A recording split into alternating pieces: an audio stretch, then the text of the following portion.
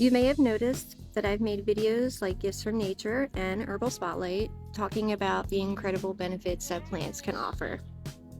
But there is one thing about herbalism that I do not see talked about nearly enough.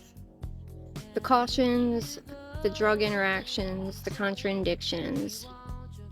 Basically, it's simply the time when an herb is not the right choice.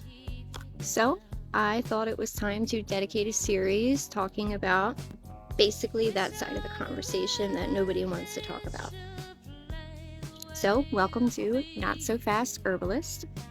And before anybody thinks I'm a crazy lady over here, let me explain where I'm coming from first.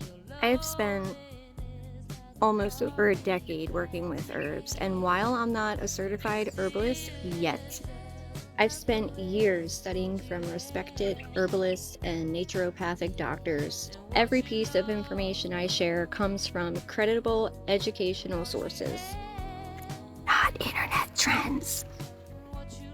One of the biggest misconceptions I see is assuming that just because it's natural, it's safe for everybody and their mom to take.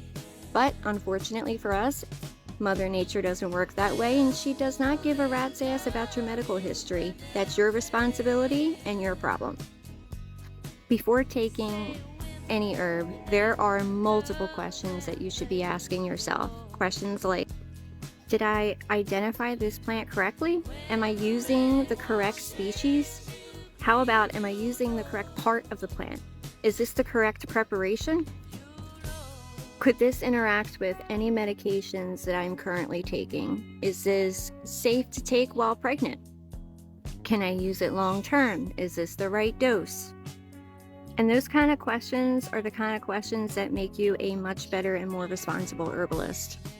If there's one thing that I've learned after all these years and experience, it's one thing above the rest, and it's that the more you learn about herbs, the way more cautious you are when approaching them.